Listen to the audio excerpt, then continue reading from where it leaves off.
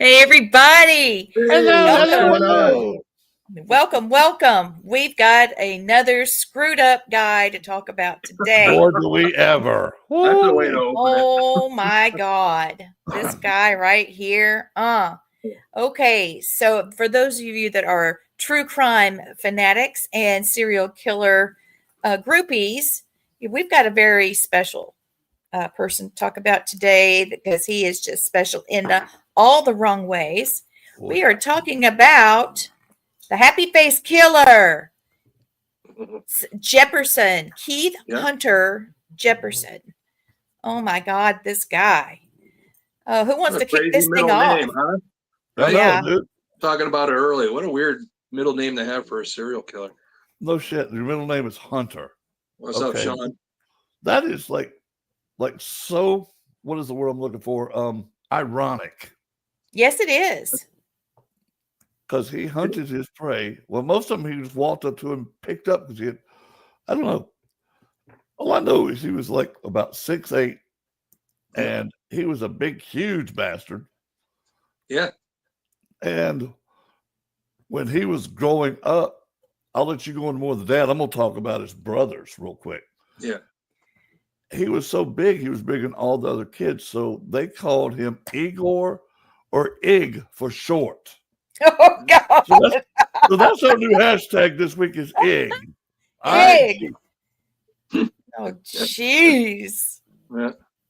Iggy. Big dude. Big. Oh, Ig. Big Ig. Big Ig. Big Egg. That might I be know. it. Big Big Egg. Egg. Big egg. All right, I'm going to Hashtag throw big up. egg. Here's the slide 2. Okay, maybe I'll throw it up and let's see what we talk about here. All right, so he's from British Columbia, Canada. Long haul trucker.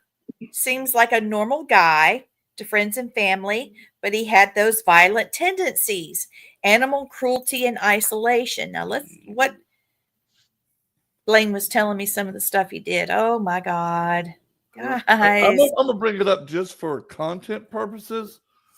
He raised pigeons, and he first started beating them with a hammer, and then he decided he's just going to start choking them and see how long they would choke to death. Then he now this is probably going to piss some people off. It pissed me off, but I'm going to tell you anyway how sick this bastard was. He took a kitten and put it in a microwave and turned it on. Then, when he had kids, he took their kittens and tied them to a clothesline and made them fight to the death. That's how sick this bastard was. That's just before he killed any human being. Yeah.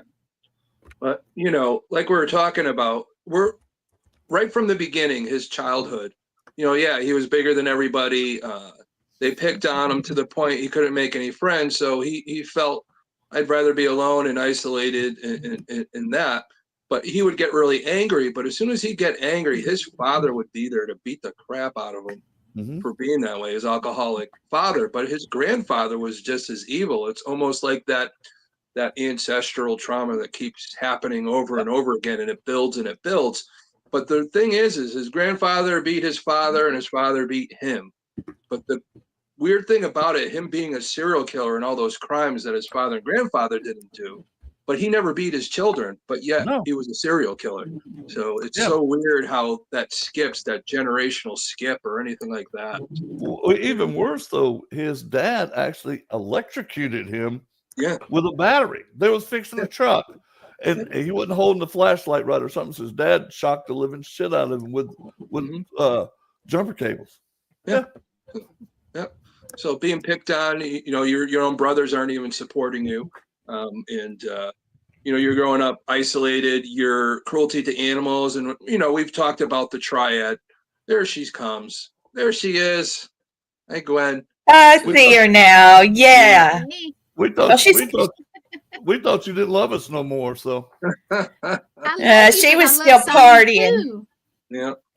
Yeah, she's a sweet pea. But anyway, sorry to interrupt. That's okay. Our show comes on at 7:00, young lady. Be on time. 7 o'clock for me. I know. So sorry. All right, let me show you guys a picture of this guy. I mean, I'm just starting to get my head around this. I'm sorry, baby. Welcome. And Sonia Thompson, we love you. Thank you for going through the network podcast. We need good people on our shows, and she's one of them. So thank you. And if you missed it, go back and look at Shane McLean's wall and on Facebook lives and YouTube and all of that stuff, because she is right there. All right. So here's this ugly mug. Is he not pitiful? Mm-mm. All right, they all have the serial killer glasses. They all have the same serial killer glasses. What is this? He looks like a deranged Big Bird. Yeah. Okay, hashtag deranged Big Bird. Yeah. Everybody's got to vote this week. Anybody watching, you have to vote the best hashtag for the show. Oh my God! He looks like Beaker. He looks like Beaker from the Muppets. Beaker. Yeah, deranged Beaker. Oh my God! Holy shit! Oh, big egg. Big egg. Yeah. Boom. So we got hashtag big egg. Hashtag. What did I say? Beaker Muppet? I don't know. What else? We're gonna Beaker. Yeah. Or deranged Big Bird. You pick one of them. He fits all of them. Yeah. But going back to his youth and that triad, the animal cruelty, wetting the bed, which there was no indication of that, setting fires, which, I had assumed that he did because he was a camper. He liked going camping even at a young age, all the way until adulthood. And a lot of those areas that he went camping are a lot of the dumping sites that he had over the time. Yeah. But yeah, that youth, him growing up, you know, moving from Canada into the U.S., not being able to make friends, and so we already got Big Egg up there. But Yeah. Nice. you know, that's the part of it is that's your youth in our families, our towns we live in. You got to keep an eye out for these things. Yeah. This is what creates that stuff sometimes. Well, you know what was really weird about it? He would take his family to Yeah. those same parks where he was dumping his bodies at. Yeah. And just it was all happy, normal. You know, Big Yeah. Egg. Big Egg. I think that might be the one, y'all. Big Egg. Yeah. You know, oh crap. Blaine, you set this off when we were coming on. He looks like Lurch from the Addams Family. Dude, he Did you does. say that? He does. He does. Thank Yeah. you, Renee. God. Yeah, that's You a know, big bastard. 6'8". Speaking of Lurch, just remember, get your tickets. We'll have Eddie Munster at the Yes. Paracon in Connecticut. So, yeah, Butch Patrick. So another Can't wait, Mo. monster show from that era. So, Oh yeah. oh yeah, perfect. I know. This is gonna be funny because a lot of people won't know he was in this show called Lids after the Munsters. So I'm I gonna bring love that up to him. Lids. See if he remembers being in that Sid and Marty Krofft show.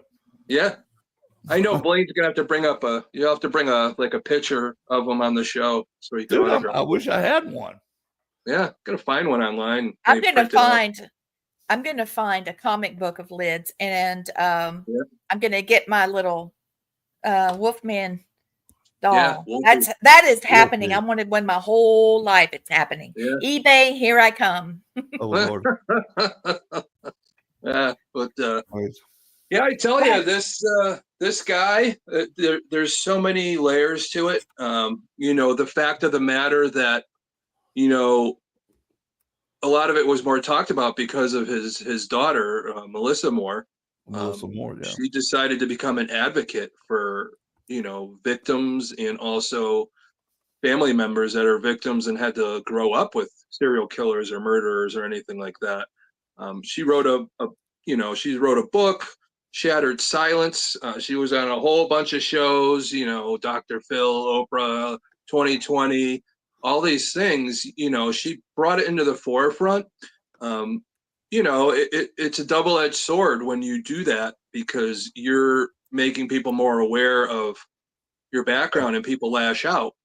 Also, you know, the families don't want, you know, to have to keep reliving it when you talk about it so much too. So that's part of the, you know, the sadness of it and all that, and what people have to live with. But you know, the families of serial killers are some of the biggest victims too. Yeah. Because that follows them. If your last name was Dahmer, even if you weren't even related to him, just having the last name, you're going to get ridiculed. Yeah. You know, with anything, Bundy, any of those types of things, you know, you get that ridicule, even if you're not anywhere near related to him, just happens to be, you know, the Their name. yeah. You know, and that's what Well, you got to live with. Yeah, Thomas, one of the things I thought was interesting about the guy is every time he would kill somebody, he'd bring his children presents. And he gave his daughter like trinkets from the women he killed. He'd just buy his son, you know, stuff that little boys like. But he would give her trinkets. That way, he always had them because his daughter wouldn't get rid of them. Yeah. She held on to a lot of that stuff. But a lot of it was when being a long haul truck driver, you're not around a lot. But, you know, when the mom left, you know, they moved him to Spokane, Washington. So he'd go on the road and come visit them, stay over for the night. What's up, Raven? So he'd stay over for the night, but as soon as they heard the truck coming down the road, the vibrations, and they go running up, and out of his 3 kids, they want to see who could get to him first. And his daughter always liked to dig in his pockets and get his change, so she gets to keep the change that was left over and go buy candy the next day or anything like that. But you know, them doing happy to see him, not realizing that he just off somebody and dumped them somewhere, and you know, them growing up not knowing that. I don't think it was his oldest daughter was Melissa. He called her Missy. She doesn't go by that anymore. It's one of those my dad used to call him that going, you know, there's that separation there. But you know, her growing up, she didn't know until she was 15 when the police came and said, hey, you know, told the mom, and the mom told him, no, your dad's in jail for murder.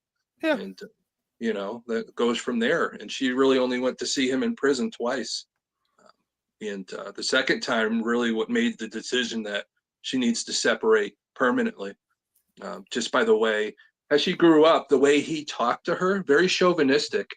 But when he divorced and he was with other women, he would tell his young daughter when they get together his sexual exploits. So what are you doing telling your own daughter what you were doing to other women? Yeah. And, you know, that's just sick right there in itself. That's not a conversation that you have. You shouldn't really have that with anybody. No, you know, you're right. that's just terrible. So, you know, basically a sociopath, you know, sociopath 101.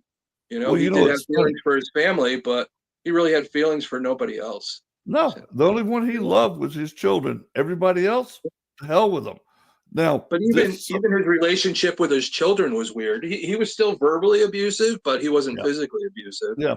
You know, verbal abuse could be just as bad. You know, that really helps kill somebody's self-esteem, you know, from day one. But, you know, very controlling. I think the way he talked to his kids was very controlling. Like once they got somewhere, he didn't feel like he wanted them to progress, and he would say something, kind of keep them back, you know? That's a big thing when people are growing up. And that he you have loved to to look out manipulate for. his children very much. Yeah, basically what it is, the controlling, the manipulation, very narcissistic behavior in him too.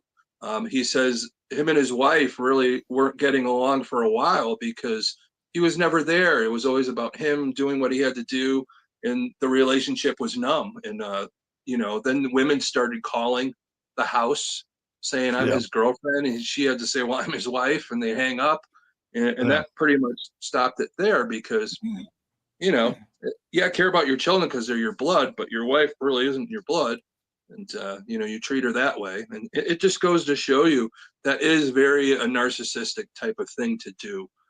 Even though you're supposedly a family man, but really deep down, was it learned behaviors to do that? Did he really, truly deep down love his family? I don't know. I really don't know. Only he could say that, but he's been such a liar and manipulator. We'll never really know. He'll never tell the truth. The guy's like 70 years old right now, going to be in prison for the rest of his life. You know, and all these other people that he killed don't have life anymore. And we have to remember them too. Because every time we talk about these serial killers, it's bothersome because there's so many families out there that have these people, these families that, you know, are never the same again because they have part of their soul, part of their family missing. And this guy's still alive, which, you know, I know a lot of people say these states shouldn't have a death penalty, but I think it still should be out there. It may be controversial for me to say, but I don't think my taxpayer money should keep this guy alive. No, I don't either. I'd rather spend quick money and just do them in, no matter what state they're in. You know, they don't deserve. If they took somebody's life, you know, I think I'm starting to think that they should have a lottery of all the people that were killed, and whoever wins gets to throw the switch or gets to push the needle or whatever. I'm going for that. Sounds sick, but you know, no, it's not sick. No, that's part of that eye for an eye. I think it'd be closure right there. You know, if somebody did something to my daughter, I sure as hell would want to win that lottery. You know? You ain't lying. Yes. Yeah. If they could get him out of the courtroom before I got a hold of it. Yeah. There you go, Blaine. Right there. Yes. Yeah. Yeah. So a bunch of extra Barney Fifes in there because I'm coming for his ass. Any way I get to him. I don't care if I get my ass whooped by every guard in that place. I'm gonna get my licks in on him before I get taken down. Yeah. Good thing about being a former prison guard, you know, when they know you are, you might be able to ask a couple people, "Hey, can I come in for a little while?" Oops! Oh, he fell down again. Bang! Oh, he fell down again. We'll have to cut that part. I don't want anybody to know. Yeah, well, we're live. I hate to tell you.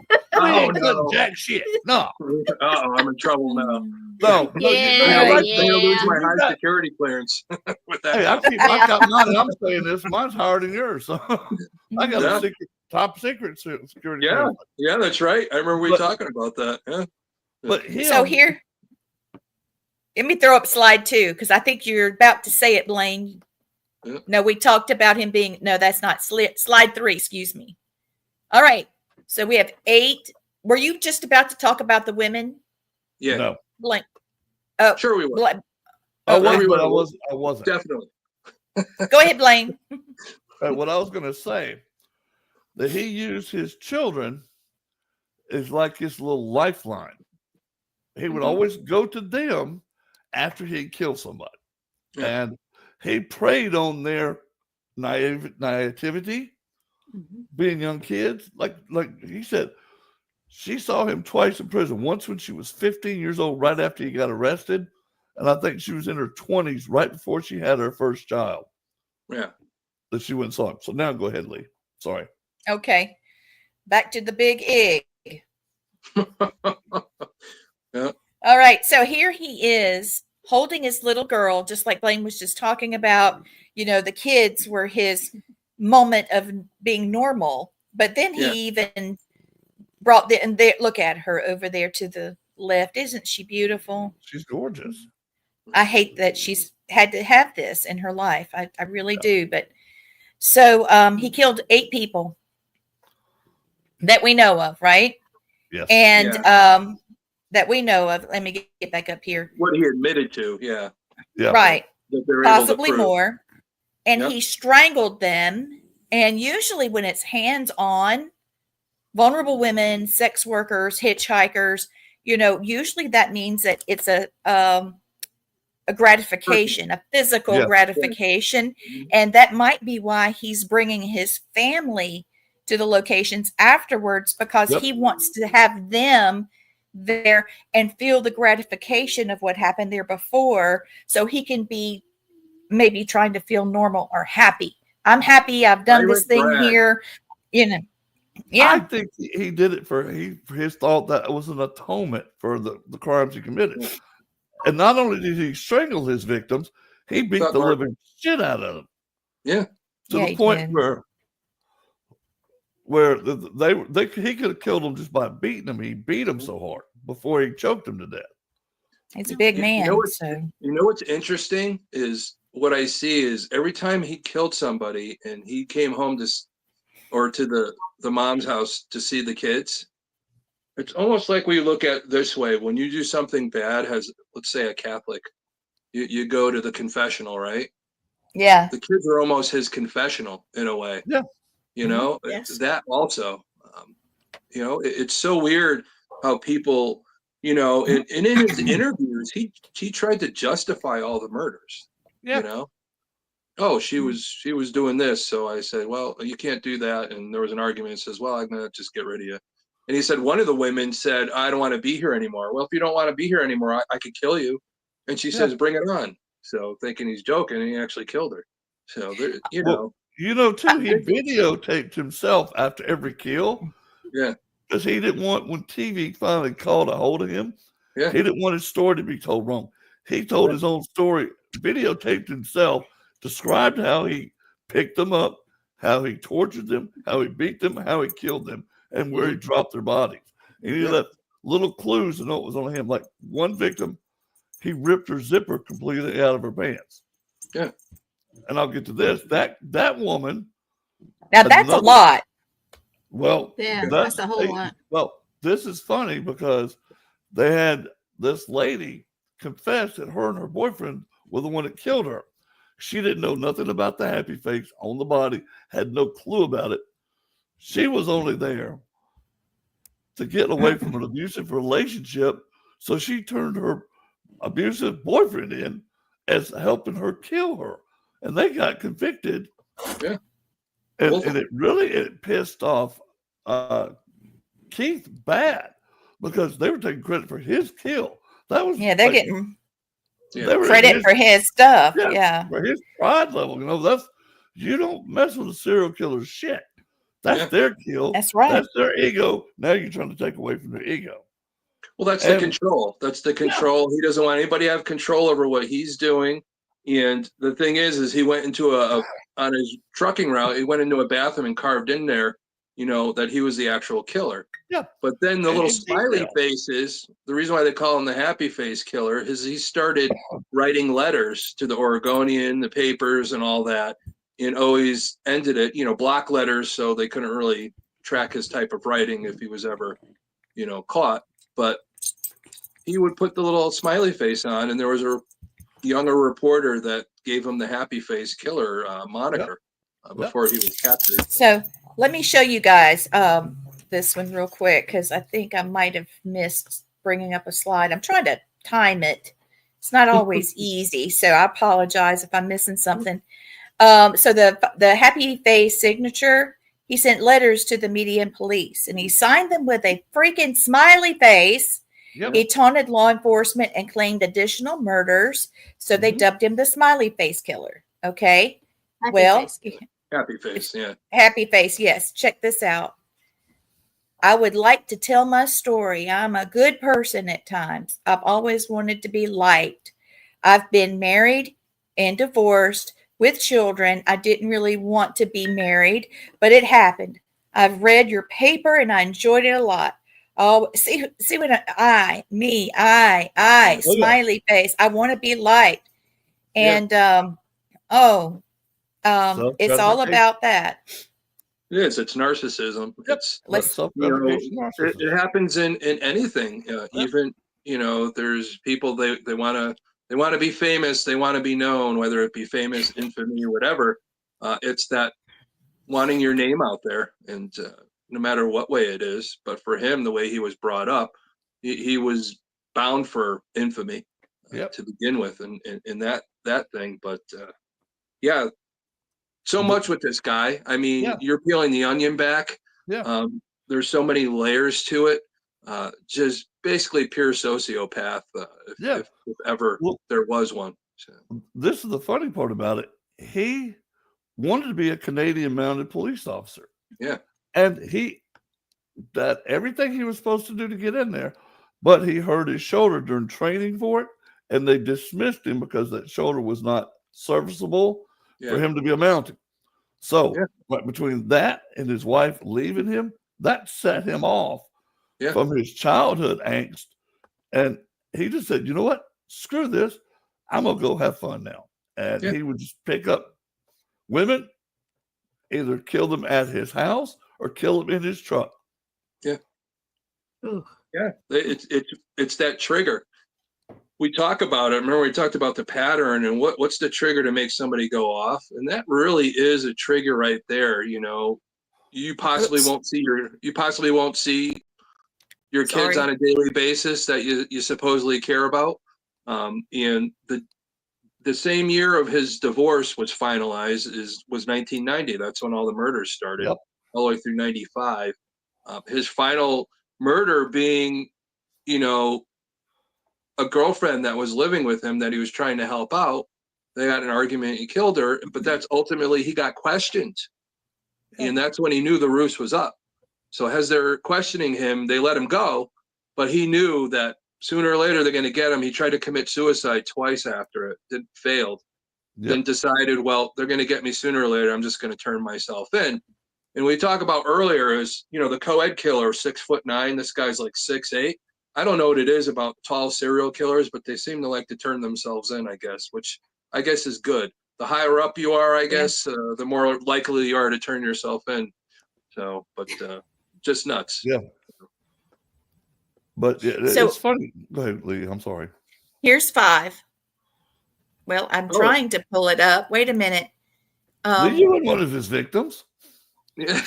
No. I'm frozen. Big Ig didn't get you. No, Big Ig. Big Ig.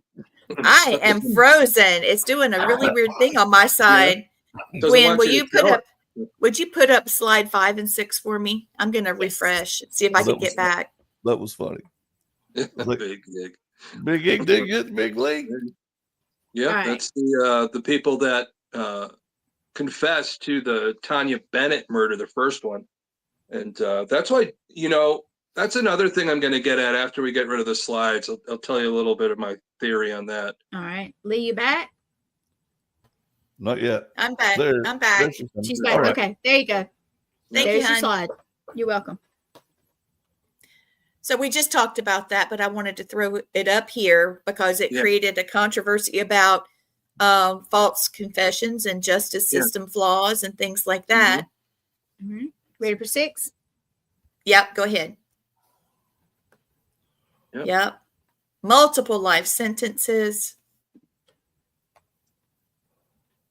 Wow. 7? Confessed while in jail on another charge. Yeah, go ahead, Gwen. 7. Here we go. So I was looking at the psychological profile. And so these are all the things you guys were just talking about. Craving attention from media and law enforcement, wrote disturbing letters and drawings, and he wanted that recognition and control. He's manipulative. So that's where we were. Now, he wrote a letter to his daughter and sent her a picture. In that picture, this is after, she went to the prison to see him the second time. She was already married at this time. And her kids were very, very young at the time. And they met, and he got to meet her husband. So later on, he sends her a letter with a picture in it. It's of a naked woman. It says, "Is this what your husband looks at on a daily basis?" Oh, yeah. He was a sick bastard. Oh, my God, was he sick? That's the intimidation that he was doing on his own children. And it's just nuts. But back to the Laverne, Pavlik, John Synovus, and all that. You really think about it, this Laverne trying to get rid of her abusive husband and admitting to a murder, saying he did it and setting him up for it, where Jesperson actually did the murder. Because of that, it set something in motion where Jesperson got so mad he had to start writing letters and all that. But if that never happened, would he have murdered most of those people? What would be different? Would he not send letters with the happy face on it? Would he have became nicknamed the Happy Face Killer? It's because of this Laverne lady who was let out of prison after, Jesperson admitted it. But I that's the thing that gets me with the court system. You created possibly the ability for a serial killer to murder more people because of your false accusations towards your. The thing is with that, though, that when she was being interrogated by the FBI agent even brought up the fact of what was marked on her body, which was a smiley face. She had no clue it was there because she didn't do anything. And she looked at the woman and goes, "Why are you lying to me? You didn't kill this woman, nor did your boyfriend husband kill this woman." Yeah. I said, "What is your real motive for doing this?" Yeah. And she bent her head down and says, "He beats me." And that's all she said. And the district attorney wouldn't take that as evidence. Yeah. And since they confessed, boom, throw them right in the pokey. Yeah. Yeah. And the thing is, that's our court system. Hey, there's doubt there. Was that, submitted into court? There's doubt there, and they still went to prison. And this guy's out on the run, murdering how many more people after that? 7 more people. It had to show them. It's like, look, I'll prove that they're not the killers. I'm gonna go out and kill several more people. Yeah. And I gotta say, he was smart in one way because they know he killed people in Texas, in Florida, and other southern states that have a death penalty. Yeah. He made sure that he turned himself into a state that did not have a death penalty because he knew he would fry. Any of those states, it'd been like, "No, son, nothing for you today." You know what I'm starting to think? I'm starting to think, what I want to know, a crazy fact. Think of some of the most notorious serial killers in the U.S. We're talking about the Happy Face Killer right now. Where did he live? Washington. Who else was in Washington? Bundy. There's a whole bunch of them. So yeah, there's a few other ones that are off the top of my head, but what is it about the upper corner of our country? Is some of the water there, or it could be in the air? Lack of sunshine, because it rains all the time. Well, most people that I've met from up there are just batshit crazy people. Yeah. I was in the military with a lot of them, and they were just crazy. Oh hell! some of them were We dumber love than you, boxes. Washington. Yeah. They were dumber than some of the boxes of rocks that we picked up. Yeah. Yeah. It's So, like, what is wrong with you people? yeah. I don't know. It's, there's like certain zodiac signs, certain states. Yeah. What is it with our universe that puts this into motion? That's the thing, the supernatural side of it too. That one area could lure or have that type of evil in it, I was thinking about that. or It's raise like, that evil. So did somebody back in the day just hold, evil ceremonies to bring all the evil energies to that state? I don't Because You know. never know. We've had, You never know. I mean, we've Well, had that other 5 to 7. conspiracy. I don't know where's that I don't know, that owl eagle thing where all these high-ranking political people Oh, go hide in the woods. That's up in Northern California. Okay, yeah, well, close enough. I know what you're talking about. Yeah, That's what I always think is like, what the hell's going on with people? It's just these crazy things, and I don't get it sometimes. I know it's just so intriguing how crazy these people are, but you go to that and you're dumbfounded by it. But then again, I feel so bad for these victims and all that, the victims' families, like this Melissa, she's advocating for all these people now. Yeah. And she goes through a lot with this. She had to face, the woman that was the sister of Tanya Bennett, the first killing. And it was intense. I watched a video on it, and that was really intense, of them trying to break through. And finally, this sister said to her, says, you should never feel bad or feel guilty about what your father did. And I think that really relieved her at that moment. You need somebody sometimes. These people aren't guilty of what their family members and like do. you said earlier, Not Thomas, at all. she changed her name on purpose where she would not be a Jesperson because she didn't want that stigma. Because when she was a teenager growing up, after people found out that her dad was a serial killer, there was girls that beat her up. There was girls that flushed her down toilets. They snatched her hair out of her head. They treated her like total shit, beat the crap out of her. I don't know. And that's why she kept it silent. Her own kids really didn't know. No. They visited him in prison that one time, but they're so young at the time. Do they really remember? Yeah, I think she was but the pregnant with youngest one of daughter her oldest daughter was like maybe 4 or 5 at the time. Yeah. And I know she was pregnant with one of them. The last time when she went to the prison, there were, one of them was maybe 1.5. The other one was like 4. I thought she was pregnant with one of them. I could be wrong. And the thing is the 4-year-old was known to have said to her mother that, who is that guy? Well, she didn't understand. She said, he feels really creepy. Yeah. Oh It's a man. 4-year-old saying, how kids are, they pick up, they're very empathic, and they pick up on energies. Like I've told you before, most kids have the ability to pick up on that stuff until critical thinking kicks in. So she's right at that age, and she picked up on the creep factor. So, and that says a lot. Like we told about, you run into people and you get that weird, creepy feeling. It's time to go the other way before there's contact. Yes, it is. Trust it. Always. That's the one thing. You should always trust your gut when it feels creepy. That's Every probably time. the biggest thing. So, Every time. Yeah. And always look for an escape route. Always. Yeah. Yep. Wherever your surroundings, always know. It's like y'all notice me every time I go to a restaurant with you guys, my back's against the wall. I want to see everything that's going to come at us. Yeah. I will not have my back facing away. Just naturally, my whole life I was trained to do it. It's just And I can tell you every exit in that location and how to get there and get everybody out of there safely. Yeah. It got crazy because after I left the Florida prison system and moved back up here, I actually worked as a bodyguard. And one of the most important things for me as a bodyguard was, where people were coming in and exits and everything, where something could happen. You had to think of every little thing to help protect your executives or a big party that was going on with important people. You had to know every little thing, and you had to keep notes on it, and you had to know, you had to memorize, you had to do walkthroughs. You know, there's a lot to it.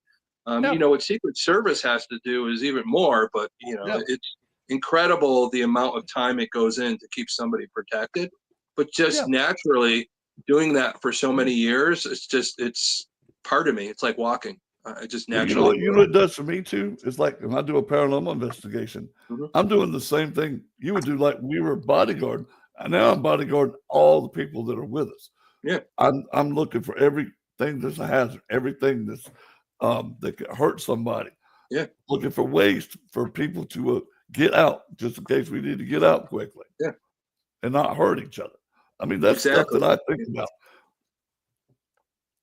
Yeah, it's a crazy world we live in, and again, it's been said before, and you guys know, in your lifetime, like 33 serial killers you'll come into contact with directly or indirectly. You know, so unfortunately, scary. some of these people like that came in direct contact, lives are changed forever. You know, and it's so crazy. And in this thing, all these things that happen, these people admitting to a crime they didn't do, you know, shoulda, woulda, whatever happens after that, if that didn't happen, would this have gone on the way it did? Yeah. You know, even his daughter said that there was a day that she was sleeping over and he wanted her to stay over, and she says, "No, I'm not going to stay over this time." And that night, since she wasn't over, he decided to go out and he found somebody to murder. And she's guilty. She feels guilty that if she stayed over, he probably wouldn't have went and murdered this person. You know, those are the guilt that the family has of when they look back on the times that they do what they do, is like, oh, if I did this, would this not have happened? That's the thing that people do. Even for myself and what I went through with my family when my mom passed away, you know, just so you guys know, I don't talk about this a lot, but when she took her own life, all I could do was think about was, okay, if I did this, Excuse me. you know, if I did that, would she still be alive? You know, if I talked to her on this day and just didn't take the phone call, would this be different? But that's the same type of, you know, sadness that people go through. Even though Jesperson's still alive, his family is looking at him as a dead man. You know, same thing. You know, if I did this, would this have happened? If I did that, it's the guilt that you go through that you have to live with, and you have to make terms with it. And that's something I've dealt with my whole life since 2012. And you guys know I've been involved in the paranormal for a long time, but it wasn't until 2012 that I really came out to shows like this to make myself a little more known, instead of being behind the shadows, because I think that was a catalyst for me that I needed to go out and see how important it was to help people heal.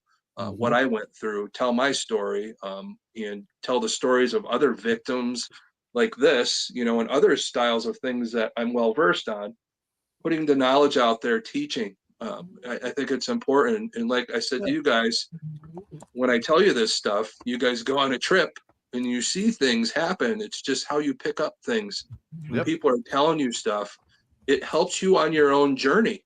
You know, all of us are on our own journey. And as we talk tonight, somebody's going to hear what we have to say, and that's going to put them on a different path or trajectory of their own journey, whether to keep them safe or to make better decisions on these types of situations.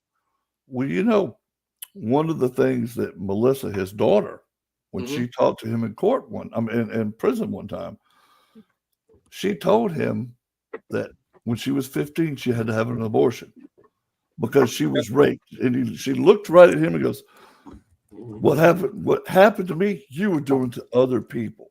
Yeah. I was like, holy shit. That's deep. Yep. But you know, the things that families go through, those the secrets that people keep, the double lives and all that. We have to be aware of what's going on with our family, with our significant others. You know, you have to trust, and you have that loyalty and that trust. You don't want to break that, but once something like that's going on, the trust is broken. Yeah. You know, even to the point where he wrote his brother, you know, admitting to the murders. He sent him He thought his videotapes brother of was it. just going to hold on to the letter. Yeah. No, he brought it right to the police. Yep. You know, he knew his brother was guilty, and he's not going to be part of it. Yeah. You know, even his daughter, at one point, she looked back, and they were sitting at this diner eating, and her father said to her, you know, I have something really important to tell you. It's really hard for me to say. And then he stopped. She felt like he was about to admit what he was doing at the time.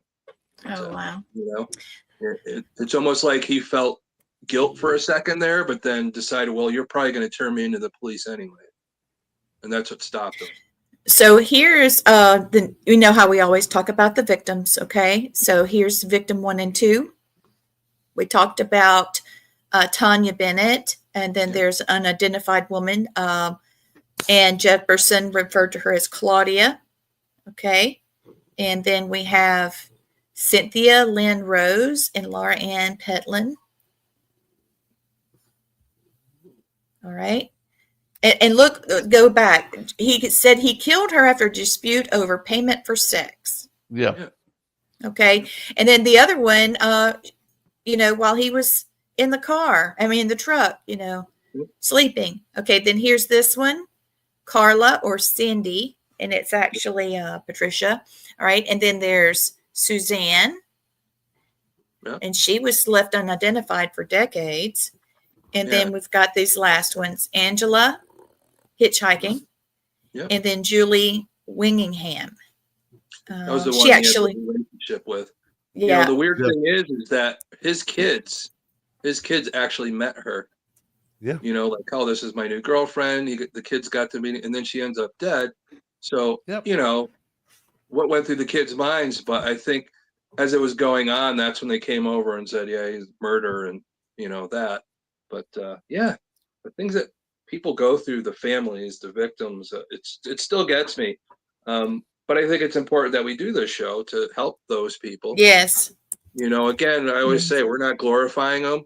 We're showing you that breaking point, the things to recognize with your kids growing up, what they're doing to get them that help, or it's you as a teacher, you know, noticing the kids in class. If the parents are such evil people that they're not going to get the kids the help, you as a teacher have to step in. You know, I know we're not there, but us as a community, as a village, we need to raise our families and our village properly. If we see something wrong, unfortunately, somebody's got to get involved. We got to help these kids, so a lot of this stuff doesn't have the potential to happen. Yep. I have a picture to throw up again. Okay, I want you to see what he looks like when he was young, when he, you know, when he had the babies. You know, he's got beautiful hair, a big, beautiful smile that his daughter inherited. You know, it would have to be the creep factor. He's not a bad looking guy. But that's why we try to break these things down, these kinds of cases down. And also, I wanted to throw out there that the rest area on Interstate 80 in Nebraska, mile marker 58, 59, there's a rest area there. And Angela Subrise was murdered there. And there's reports that that area is haunted, possibly by a residual energy, just from the shock of what happened to her. You know, I just wanted to throw out there, besides the fact that there's this dark energy about him that's a lot like Ted Bundy. You know, he's a good looking fella. He's not a bad looking man. He doesn't look like, you know, Ramirez. You know, he's, you get what I'm saying. You know, we have to follow our gut instinct. The creep factor is so important. That's why we keep talking about it on the show. Supernatural side. It's the supernatural side. Right. That's what I was meaning. You know, has us as, you know, able to feel things. When we go into a place and there's dark energy in there, we feel it. Oh, big time. But these people, you could feel it and see it like instantaneously. You know, and those are the things to feel and look out for. But this guy, when you hear him talk nonchalantly about how he murdered, it's almost like the same demeanor as BTK. Just a nonchalant, I did this, I did that to her, and I did, like, it's no big deal. And it you know, and you're thinking, okay, this guy was married and had 3 kids and loving, and You see him holding the kids and kissing it, and then he talks like that about what he did to women and trying to justify it. Yeah, it's the mind is it's vast, and we don't know exactly what it does and why it does things for certain people. Yeah. Yeah. You know, I don't know. I think his last victim, Julie Winningham, because he had an emotional connection with her. I'm sure that there's that betrayal, feeling. I would be interested in maybe a ghost box session at the rest stop or a roadside motel, something like that near there, to see what would happen. What would she say? What does she feel like she needs to, if she's there? I hope she's not. But one of these days, I think we all need to do a show and just go to these areas and see if we could help these victims. Yeah, that'd be awesome. Would be important. I It'll think be tough so to do because a lot of the victims' families don't want to keep stuff brought up. But if they know that we could help bring closure to their family, maybe it might be something different. That's kind of the way I look at it. I love to be able to do that, give closure to families, just in spirit. I do too. Yeah. But you want to know one of the crazy things we didn't mention yet? When Jesperson was in jail, his grandfather came to visit him. And he said to his grandfather at one time, while all this was going on, and he felt he wasn't in control anymore, he really contemplating on killing all 3 of his children. Oh, no. Wow. So, and that's what tells you that mind and what is going on, that anxiety of his darkness just going and going and going, and him thinking of things to do. It's like when he was killing animals, when he was killing the animals, he's like, what would it feel like to kill a human being? And one of his friends pissed him off one day, and he tried to kill him, but his father pulled him off him and then beat him and all. He says if his father didn't pull him off him, he probably would have killed him. And then there was another kid that, Jesperson was swimming at a lake, and this kid tried to drown him. So to get back at him, they were at a pool one day, and then he tried to drown the kid back, and the lifeguard had to pull him off before he killed the kid. He had those tendencies from the age of 10. That's when he tried to do these things. So, but he was a troubled child. They picked on him.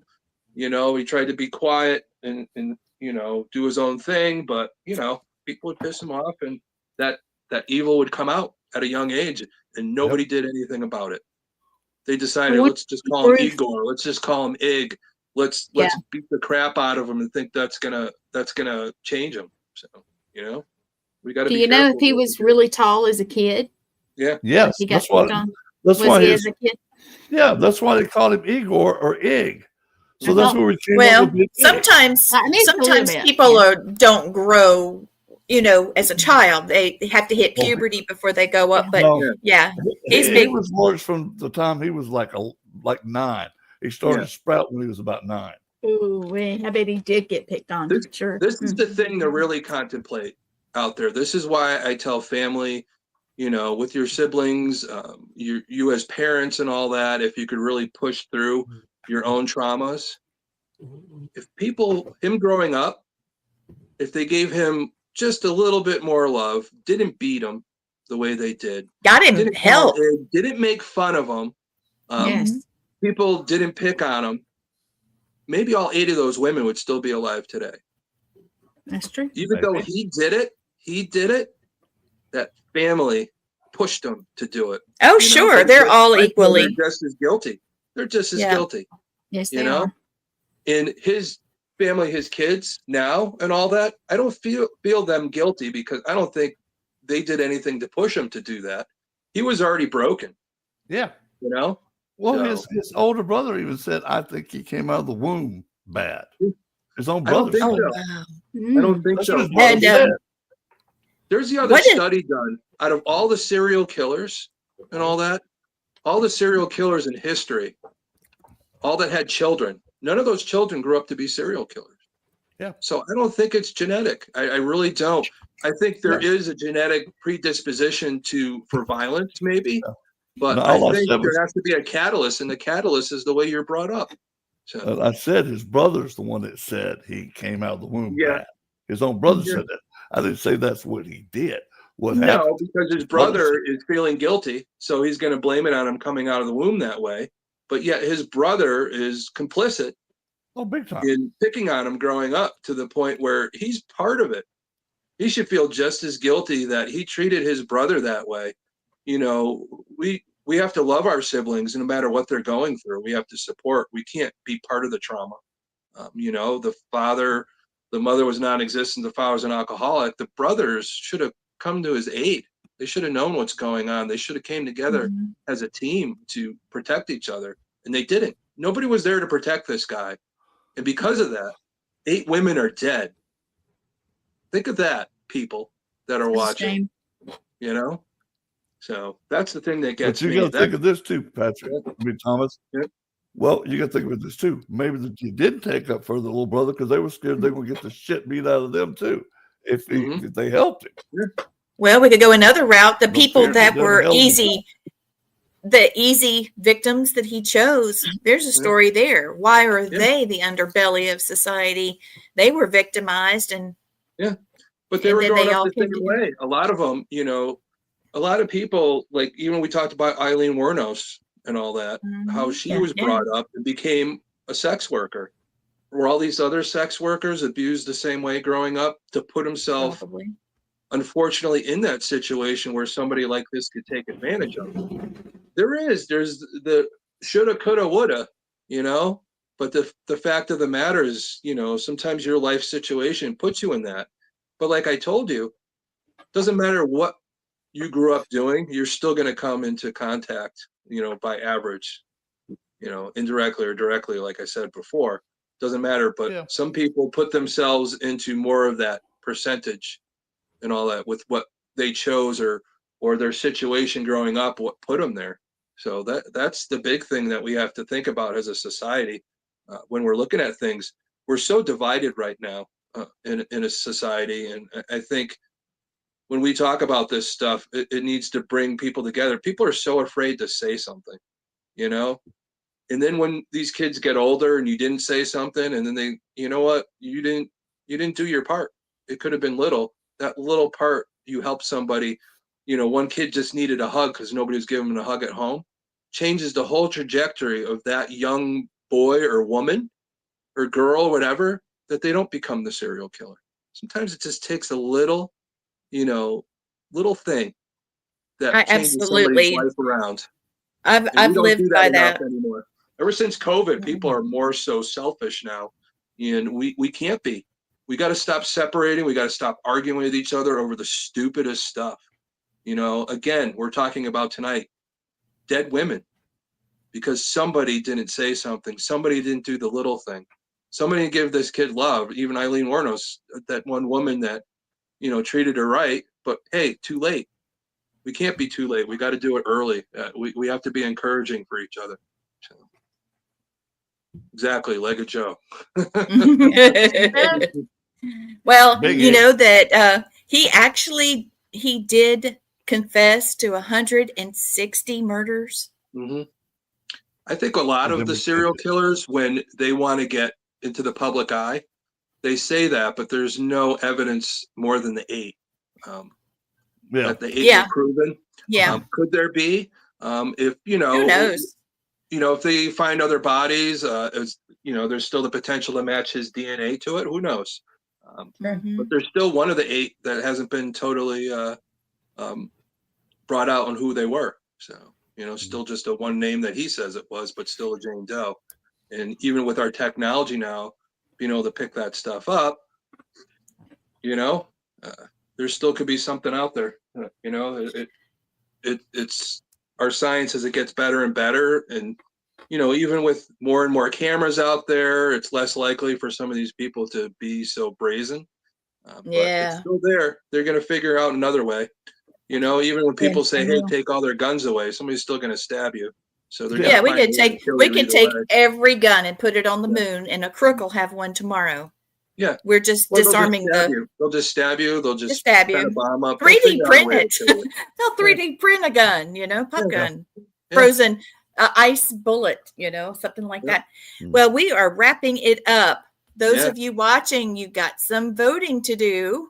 Yeah. All right. Let's Is show it them all the going to? hashtags again.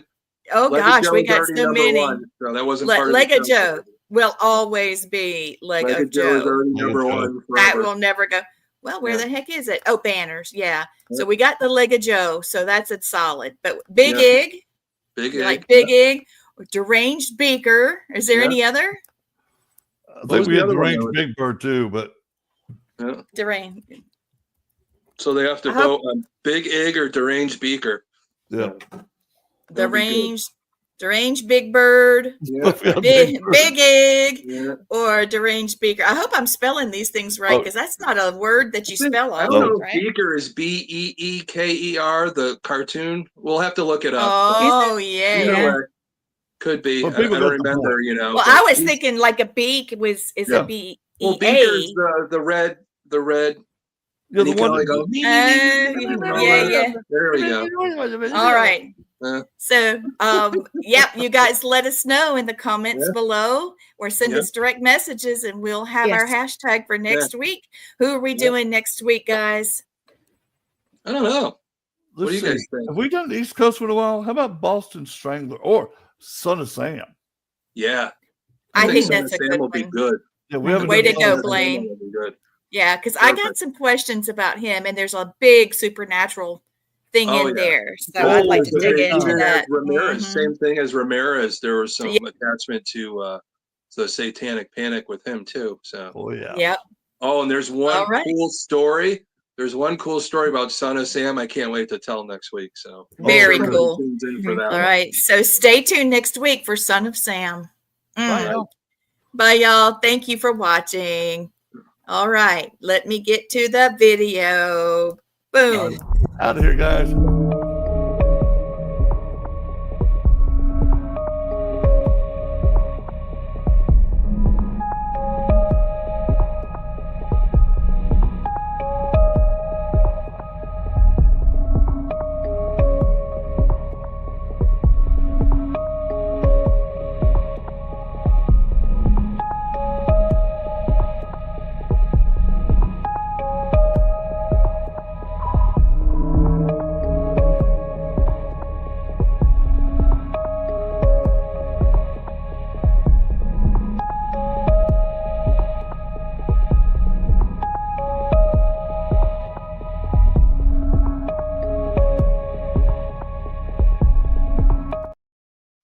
All right. And we're off.